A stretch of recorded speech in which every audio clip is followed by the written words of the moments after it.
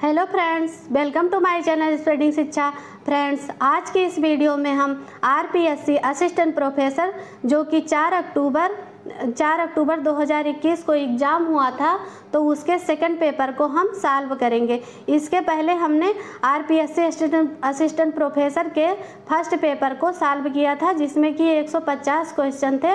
उसको हमने 7 वीडियो में कवर किया है, तो वो हमारा कंप्लीट हो गया फर्स्ट पेपर। तो कुछ लोगों का कहना था कि मैम फर्स्ट पेपर कंप्लीट हो गया, अब सेकेंड पेपर भी करवा दीजिए, तो उसलिए आज हम सेकेंड पेपर को देखेंगे। इसमें भी 150 क्वेश्चन हैं। और फ्रेंड्स, ये ज़रूरी नहीं है कि ये क्वेश्चंस केवल इसी एग्ज़ाम के लिए हेल्पफुल हैं। ये सोशलॉजी से रिलेटिव जितने भी एग्ज़ाम होते हैं, चाहे वो जीआईसी हो, चाहे पीजीटी हो, चाहे आरपीएस मतलब यूपी पीजीटी हो, और जो है और सारे एग्ज़ाम जो होते हैं, जीडीसी हुआ, मतलब सोशलॉजी सब्जेक्ट अगर है जिसमें, तो वो सारे एग्ज़ाम के लिए, चाहे मुख्य सेविका की जो एग्ज़ाम होने वाला है तो उसके लिए भी, तो हर एग्ज़ाम के लिए ये हेल्पफुल है। केवल पीजीटी है एग्ज़ाम ऐसा है कि जिसमें रिसर्च के क्वेश्चन नहीं आते हैं, तो ये जो सेकंड पेपर है इसमें रिसर्च के क्वेश्चन भर भर के दिए गए हैं। तो लेकिन रिसर्च के क्वेश्चन पीजीटी में नहीं आते हैं, बाकी और क्वेश्चन तो पीजीटी के लिए भी सहायक हो सकते हैं।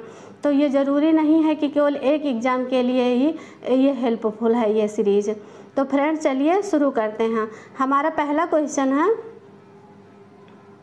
यह किसका विश्वास है कि सभी विज्ञानों की एकता उसकी पद्धति में है, ना कि केवल उसकी विषय वस्तु में। ये स्टेटमेंट है, और ये स्टेटमेंट बहुत बार एग्ज़ाम में आया है, और ये स्टेटमेंट जो है काफ़ी कंफ्यूज भी करता है, क्योंकि इन्हीं से मिलती जुलती अभी एक लोग और दिया है स्टेटमेंट, तो अभी हम उसको देखेंगे। तो ये किसका स्टेटमेंट है कि सभी विज्ञानों की एकता उसकी पद्धति में है, ना कि केवल उसके विषय वस्तु में। तो हमारा आंसर है कार्ल पियर्सन। किसने दिया है? कार्ल पियर्सन ने दिया है। जो ये कार्ल पियर्सन है, इनकी पुस्तक का नाम है द ग्रामर ऑफ साइंस। इनकी पुस्तक का क्या नाम है? The grammar of science. तो उसी पुस्तक में इन्होंने ये स्टेटमेंट दिया है और कहा है कि सभी विज्ञानों की एकता उनकी पद्धति में है, ना कि उनकी विषय वस्तु में। और जो ये स्टुअर्ट चेज हैं, इन्होंने भी इन्हीं से मिलती जुलती परिभाषा दी है, तो इन दोनों लोगों में काफ़ी कन्फ्यूजन रहता है। तो स्टुअर्ट चेज महोदय हैं, उनका क्या स्टेटमेंट है कि इनकी एक बुक है कि the proper study of Mankind. The proper study of Mankind पुस्तक में ये लिखते हैं कि विज्ञान का संबंध वैज्ञानिक पद्धति से है, ना कि अध्ययन विषय से। क्या लिखते हैं कि विज्ञान का संबंध वैज्ञानिक पद्धति से है, ना कि अध्ययन विषय से। तो ये दोनों स्टेटमेंट काफ़ी मिलते जुलते हैं, तो आप एक साथ इसको लिख लीजिए ताकि कोई कन्फ्यूजन ना रहे। क्वेश्चन नंबर सेकेंड,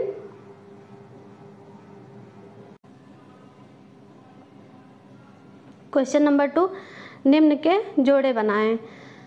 तो survey method in social investigation, ये किसकी पुस्तक है? Survey method in social investigation CA मोजर की है। मेथड्स इन सोशल रिसर्च, ये गुडेयोम हार्ट की है। डिक्शनरी ऑफ सोशियोलॉजी, ये WP स्कॉट की है।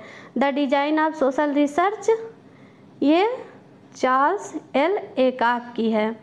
तो हमारा आंसर होगा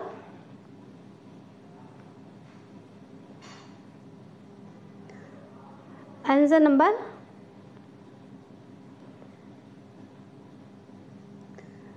सेकेंड, थर्ड होगा। हमारा आंसर होगा option number third.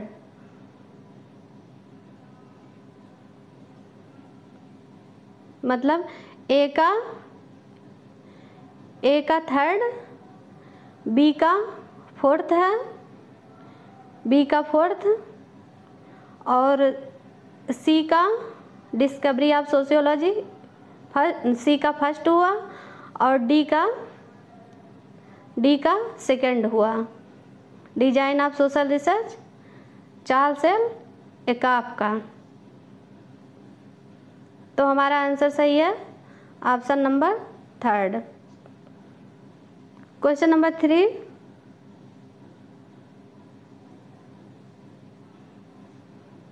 Question number 3, प्रमाणों या तथ्यों का निष्पक्ष रूप से परीक्षण करने की इच्छा और योग्यता ही वस्तुनिष्ठता है। ये किसका कथन है?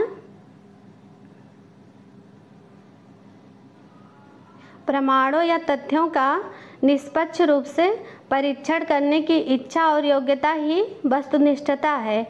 यह स्टेटमेंट किसका है? पीवी यंग, एडब्ल्यू ग्रीन, सीए मोजर, जीएम फिशर। तो हमारा आंसर है ऑप्शन नंबर 3। ये जो है ये आंसर, इसमें कन्फ्यूजन है क्योंकि ये स्टेटमेंट जो है ये ग्रीन का स्टेटमेंट है, ये WG ग्रीन का है, लेकिन आंसर यही माना गया है। ऑप्शन नंबर 3 ही आंसर की के अकॉर्डिंग यही माना गया है, लेकिन वैसे ये स्टेटमेंट जो है ग्रीन का है।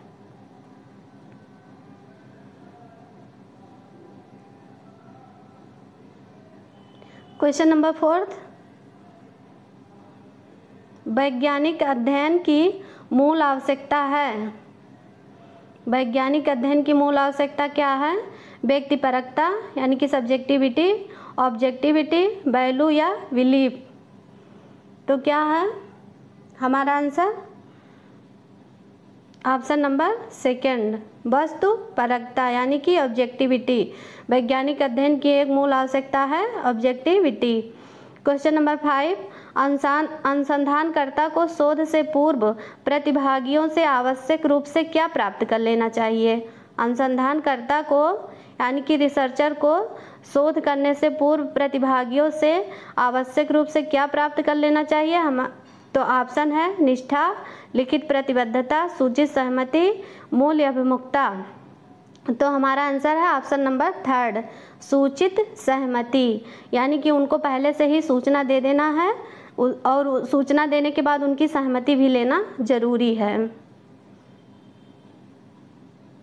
क्वेश्चन नंबर 6, सामाजिक विज्ञान में कौन प्रमुख रूप निदर्शन नहीं है? सामाजिक विज्ञान में कौन प्रमुख रूप निदर्शन नहीं है?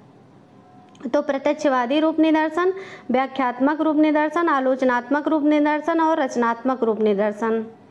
तो हमारा आंसर है ऑप्शन नंबर 3, आलोचनात्मक रूप निदर्शन यानी क्रिटिकल पैराडाइम। कौन सा आंसर है? Option number 3।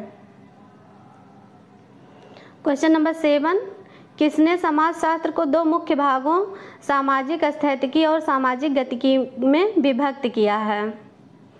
यानी कि social statics and social dynamics में किसने बांटा है? तो हमारा आंसर है अगस्त कॉम्ट, ऑप्शन नंबर 3।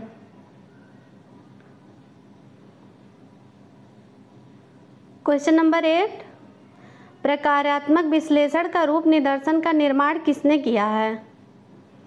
प्रकार्यात्मक विश्लेषण का रूप निदर्शन का निर्माण किसने किया है? यानी कि पैराडाइम फॉर फंक्शनल एनालिसिस किसने किया है? तो हमारा आंसर है मार्टन, RK मार्टन ने किया है। क्वेश्चन नंबर 9, रूप निदर्शन शब्द रूप निदर्शन यानी पैराडाइम का अर्थ क्या है? पैराडाइम किसे कहते हैं? तो अवधारणाओं एवं प्रस्थापनाओं का एक समूह है, भौतिकी की एक शाखा, एक प्रकार का निदर्शन या कुछ करने के लिए मजबूर होना। तो क्या है हमारा आंसर? है ऑप्शन नंबर 1, अवधारणाओं एवं प्रस्थापनाओं का एक समूह है। क्या है? अवधारणाओं एवं प्रस्थापनाओं का एक समूह है। क्वेश्चन नंबर 10, कथन और कारण है। अनुसंधान अभिकल्प एक प्रकार का प्रारूप होता है जो वास्तव में अनुसंधान करने से पहले तैयार किया जाता है, और कारण है कि कई अनुसंधान योजनाओं के ठोस निष्कर्ष नहीं निकल पाते हैं। तो कथन दोनों सही हैं कि अनुसंधान अभिकल्प एक प्रकार का प्रारूप होता है, मतलब एक प्रकार का डिजाइन होता है जो कि पहले से ही बना लिया जाता है, मतलब उसकी एक रूपरेखा बना ली जाती है अनुसंधान करने से पहले उसका एक रूपरेखा तैयार कर ली जाती है। तो ये भी सही है। और कारण दिया है कि कई अनुसंधान योजनाओं के ठोस निष्कर्ष नहीं निकाल पाते हैं। तो ज़रूरी नहीं है कि सारे रिसर्च जो हैं उसके निष्कर्ष जो हैं वो सही ही निकलें। तो दोनों सही है, इसलिए हमारा आंसर क्या होगा? ऑप्शन नंबर बी, ए और आर दोनों सही है, लेकिन सही व्याख्या नहीं है, व्याख्या नहीं कर रहा, बाकी दोनों स्टेटमेंट सही हैं। क्वेश्चन नंबर 11, वह शोध जो कारण और प्रभाव की घटनाओं से संबंधित है वह है, जो जिसमें कारण और प्रभाव की घटनाओं से संबंधित होते हैं उसको क्या कहते हैं? उस शोध को तो अंतर सांस्कृतिक शोध या प्रयोगात्मक शोध या तुलनात्मक शोध या विवरणात्मक शोध, तो उसको क्या कहते हैं? प्रयोगात्मक, यानी कि एक्सपेरिमेंटल रिसर्च कहते हैं उसको, जिसमें कारण और प्रभाव की घटनाओं से संबंधित होते हैं तो उसमें एक्सपेरिमेंटल रिसर्च में होते हैं। क्वेश्चन नंबर 12, एक चिकित्सक डेंगू बुखार की 2 दवाओं के सापेक्ष प्रभावशीलता का अध्ययन करता है तो उसका शोध होगा। एक चिकित्सक जो है वो डेंगू बुखार की 2 दवाओं के सापेक्ष प्रभावशीलता का अध्ययन करता है, मतलब 2 दवाओं की एक दूसरे से तुलना करता है कि कौन सी दवा प्रभावित है, तो उसका अध्ययन जो है वह क्या कहलाएगा? तो वह होगा एक्सपेरिमेंटल रिसर्च, यानी कि प्रयोगात्मक अनुसंधान। Option number 3। क्वेश्चन नंबर 13, जब एक शोधकर्ता सर्वेक्षण करता है, तथ्यों को एकत्रित करता है, परिणामों का विश्लेषण करता है और उसे अपने अध्ययन के रूप में प्रस्तुत करता है तो यह प्राथमिक सामग्री है। लेकिन जब कोई अन्य व्यक्ति उन तथ्यों का उपयोग अब आगे के विश्लेषण के लिए करता है तो उसके लिए वह द्वितीयक सामग्री बन जाता है। तो 2 तथ्य दिए गए हैं और पूछ रहा है कि इनमें से कौन सा सही है, कौन सा गलत है। तो जब एक शोधकर्ता सर्वेक्षण करता है, तथ्यों को एकत्रित करता है, परिणामों का विश्लेषण करता है, उसे अपने अध्ययन के रूप में प्रस्तुत करता है तो यह प्राथमिक सामग्री है। ये भी सही है कि जब खुद एकत्रित कर रहा है तो वह प्राथमिक रिसोर्स है, लेकिन जब कोई अन्य व्यक्ति उन तथ्यों का उपयोग करता है तो वो सेकेंडरी रिसोर्स हो जाता है, तो इसलिए दोनों सही है। तो हमारा ऑप्शन जो है ए और बी दोनों सही। ऑप्शन नंबर 4, ए और बी दोनों सही है।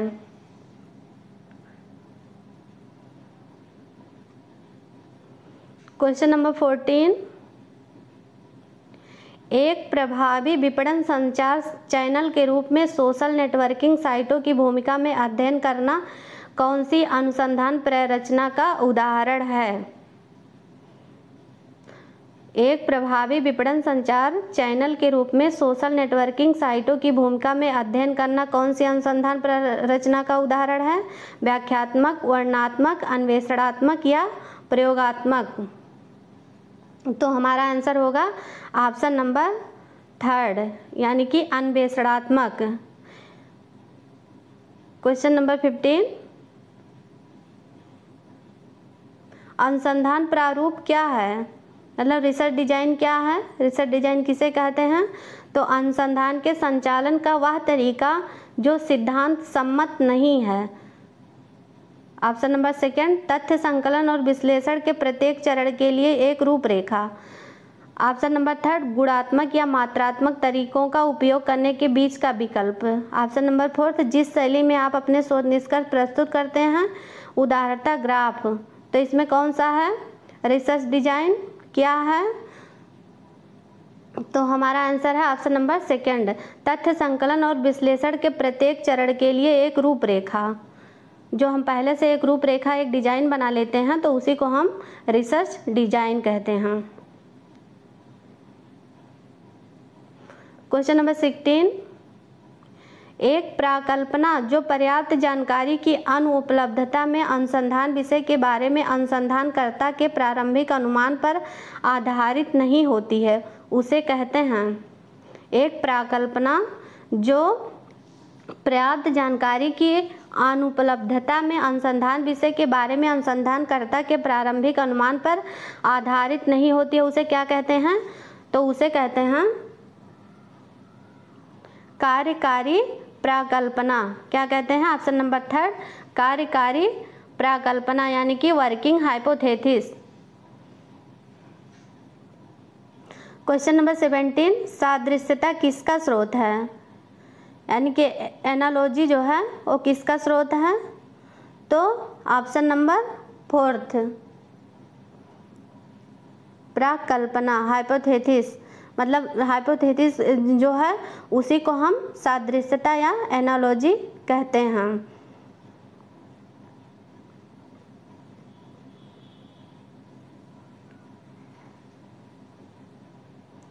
क्वेश्चन नंबर 18, प्राकल्पना के परीक्षण के संदर्भ में निम्नलिखित में से कौन सा कथन सही है? प्राकल्पना के परीक्षण के संदर्भ में निम्नलिखित में से कौन सा कथन सही है? जो हाइपोथेसिस होता है, जो उसका परीक्षण किया जाता है, तो उसमें से इसमें कौन सा स्टेटमेंट सही है?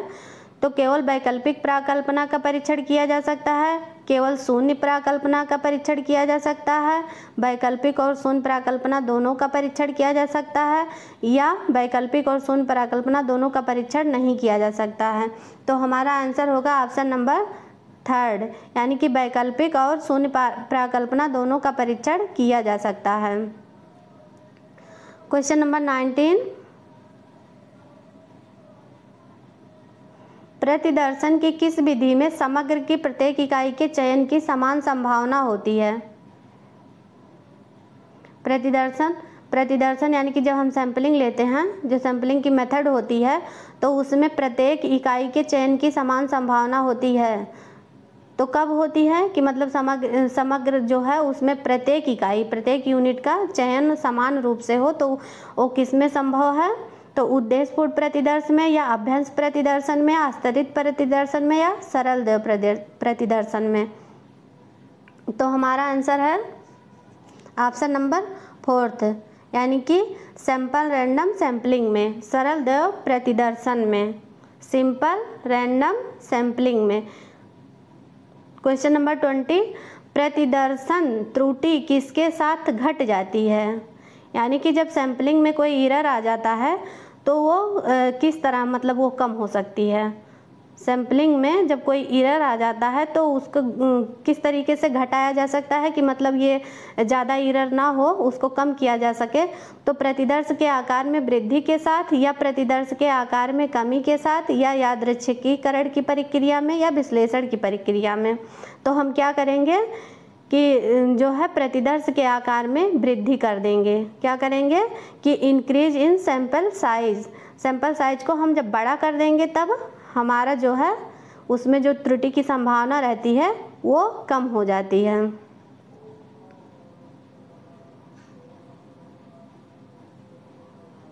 क्वेश्चन नंबर 21, किसने कहा है कि प्रतिदर्श एक विशाल समूह का लघुत्तर प्रतिनिधि है? प्रतिदर्श एक विशाल समूह का एक लघुत्तर प्रतिनिधि है, यानी कि जो सैंपल है ये स्टेटमेंट है, तो ये स्टेटमेंट किसका है? किसने कहा है ये? हमारा आंसर है गुडेयोम हार्ट। कौन है? गुडेयोम हार्ट।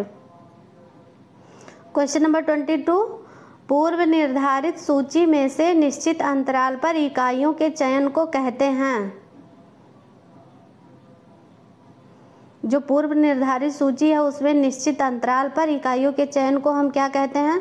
गुच्छ निर्देशन, व्यवस्थित निर्देशन, सविचार निर्देशन, या आश्रित देव निर्देशन। तो क्या कहते हैं? हमारा आंसर है ऑप्शन नंबर 2, व्यवस्थित निर्देशन, यानी कि सिस्टमैटिक सैंपलिंग को हम पूर्व निर्धारित सूची में निश्चित अंतराल पर इकाइयों के चयन को कहते हैं। क्वेश्चन नंबर 23, किस प्रतिदर्श को आकस्मिक प्रतिदर्शन भी कहा जाता है? एक्सीडेंटल सैंपलिंग किसे कहा जाता है? किस प्रतिदर्शन को एक्सीडेंटल सैंपलिंग कहा जाता है, यानी कि आकस्मिक प्रतिदर्शन भी कहा जाता है? तो सुविधाजनक प्रतिदर्शन, अभ्यंस प्रतिदर्शन, क्षेत्र प्रतिदर्शन, आस्तरित प्रतिदर्शन। तो हमारा आंसर है ऑप्शन नंबर 1, यानी कि कन्वेनियंस सैंपलिंग को हम कहते हैं आकस्मिक प्रतिदर्शन। सुविधाजनक प्रतिदर्शन को आकस्मिक प्रतिदर्शन भी कहा जाता है। क्वेश्चन नंबर 24, आप अपने कार्यस्थल पर तनाव से कैसे निपटते हैं? तो ये किस प्रकार का क्वेश्चन है, किस प्रकार का प्रश्न है कि आप अपने कार्यस्थल पर तनाव से कैसे निपटते हैं? तो हमारा आंसर होगा ऑप्शन नंबर फर्स्ट। ये एक ओपन क्वेश्चन है, ओपन एंडेड क्वेश्चन है। क्वेश्चन नंबर 25, एक साक्षात्कार जिसमें साक्षात्कारकर्ता किसी दिए गए विषय के बारे में स्वतंत्र रूप से बात करने के लिए उत्तरदाता को प्रोत्साहित करता है। एक साक्षात्कार जिसमें साक्षात्कारकर्ता किसी दिए गए विषय के बारे में स्वतंत्र रूप से बात करने के लिए उत्तरदाता को प्रोत्साहित करता है, तो उसको हम क्या कहते हैं? असंरचित साक्षात्कार, संरचित साक्षात्कार, केंद्रित साक्षात्कार या नैदानिक साक्षात्कार? तो उसे हम कहते हैं कि असंरचित, यानी कि अनस्ट्रक्चर्ड इंटरव्यू, मतलब ये संरचित नहीं होता है, इसमें कोई बाध्यता नहीं होती है। तो फ्रेंड्स, आज के लिए बस इतना। इसी के साथ आज की वीडियो को हम समाप्त करते हैं। मिलते हैं नेक्स्ट वीडियो में अगले और आगे के क्वेश्चन के साथ। तो फ्रेंड्स, वीडियो हमारी पसंद आए तो वीडियो को लाइक करिए, शेयर करिए।